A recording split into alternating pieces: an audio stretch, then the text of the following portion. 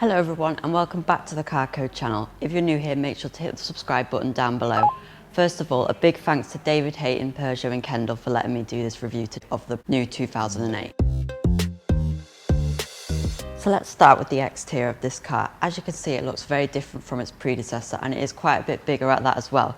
It's almost 15 centimeters longer than that car, although it is slightly lower, but it has a higher shoulder line, meaning it looks much sportier too. It also has these new Peugeot fangs. This is the GT model and it has the 17-inch Salamanca alloy wheels. These are a bi-tone alloy wheel and they look really nice. The range starts off with 16-inch alloy wheels on the active model and goes up to 18 on the GT and GT Premium. As standard, the 2008 comes with this orange fusion paint. It looks really nice. This is the blue Vertigo colour and it's a £725 option, which is quite pricey, but it does really look stunning on this car.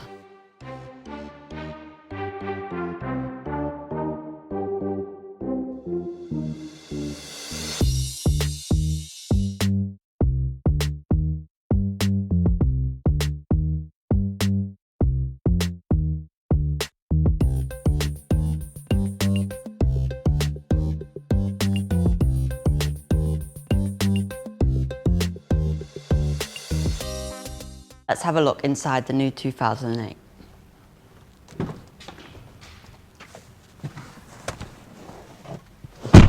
So this is the inside of the 2008.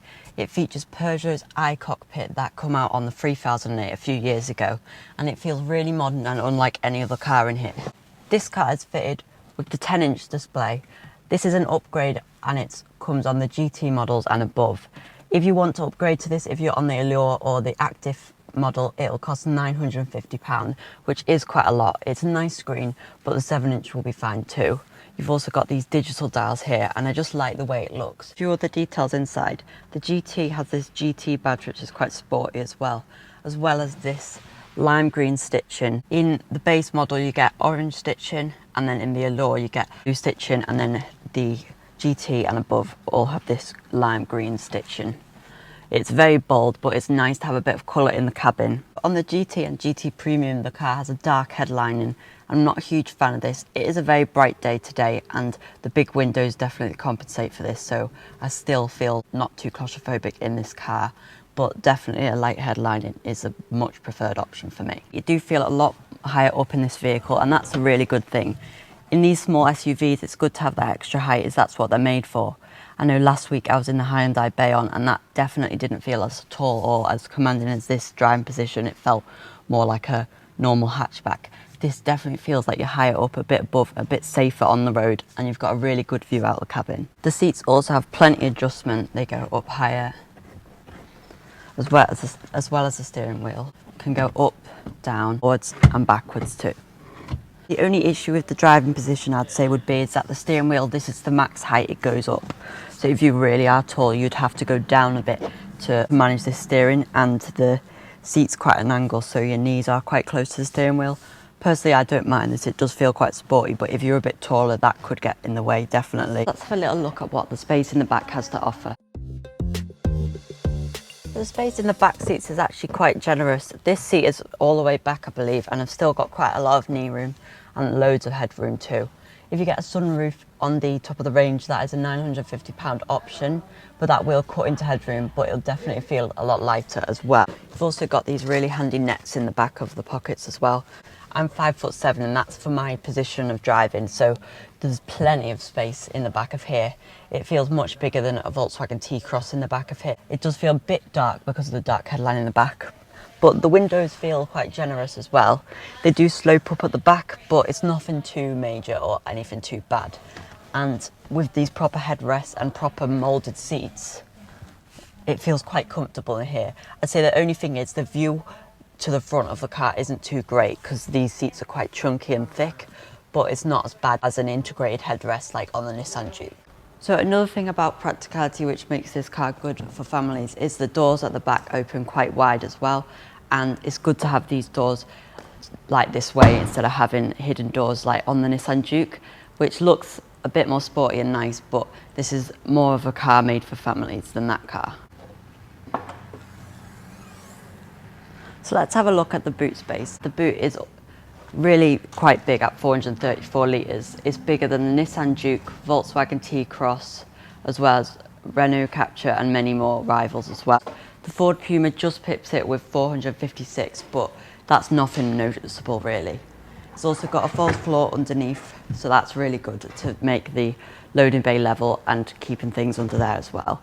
So it definitely is a class leader for boot space. In fact, this car is quite big for a small SUV, and it's definitely going to attract more buyers from more premium brands as well. So let's talk about safety on the new 2008. As standard, it gets a 4-star Euro NCAP safety rating, which is behind some rivals which have 5 stars. From Allure Premium and above, it gets 5-star safety rating because of its safety pack, which has automatic emergency braking. It is a safe car, but 4 stars just drops it below others, but most of the models in the range are 5-star safety ratings. So let's have a look under the bonnet of the 2008. This is the diesel engine here, and that's the least popular in the range. The most popular being the 1.2 petrol. From the bottom of the range, they're really well supplied with power at 100 horsepower and a 6-speed manual gearbox. That's really good. It's even better than the Volkswagen T-cross, which I believe has 5-speed and 95 horsepower and 1 litre at the bottom of the range. So that's definitely good. This is the diesel engine, and like I say, it's a less popular choice, but it will get your miles per gallon way above the 60s. So that's really good. You can also get an electric motor, and you can get the electric version that has 136 horsepower and 206 miles of range, which isn't too bad. If you do opt for the electric version, the front will still have the motor in, so you won't be able to use it as an extra boot or anything like that, but it'll look something like this.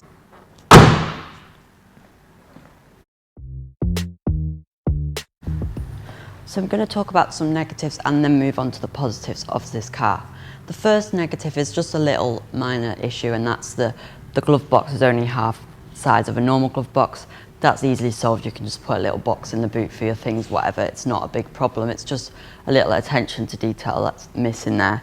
Another problem is the fact that it is quite expensive in the higher range, starting from 26,000 for the GT model. That is quite a bit more expensive than rivals top of the range market. It's getting more into the next level of SUV, higher up Tiguan sort of size SUVs. One negative that would have been a negative in the past would be depreciation of this car. But I think as Peugeot is seen a bit more of a premium brand and people are liking this car a lot more, it will hold its value much better than the previous 2008, especially as it started at a higher price as well. In 2016, you could get a new 2008 from around £15,000. So they've gone up a lot, but the whole car market has as well. The positives, however, outweigh the negatives massively. Especially at the lower end of the range, you're really well equipped for a good amount of money. So Active and Allure Premium are really well reasonably priced comparing to Nissan Juke, Volkswagen T-cross, etc. It's just these more higher range that are a bit more expensive. So Active and Allure Premium are really well reasonably priced comparing to Nissan Juke, Volkswagen T-cross, etc. It's just these more higher range that are a bit more expensive. But with alloy wheels, DAB, rear parking sensors as standard, you get a lot of kit for your money. A leather wrapped steering wheel as well is really nice to have. And orange paint, and I think that's such a great option. It's nice that they put a funky colour, flagship colour, as standard on the car instead of charging $725, which is the blue. But let's not talk about that, we're talking about the positives. So yeah, the orange fusion paint is a really nice colour, and that's standard. I'd definitely select that option if you're buying it. And you basically have everything you need on Allure Premium, and I'd definitely go for that model that starts from just over £22,000. So what do I think about the 2008? Well, I think the 2008 has been a great successor for Peugeot's old 2008. I had high expectations for this car, and I'd say I think it's even better than I thought it would be. The fit and finish inside feels really premium. If you go above to GT and above, it does get quite pricey. If you keep it in the Allure Premium and Active, I definitely recommend this car. Thanks for watching this video, and make sure to subscribe to my channel down below.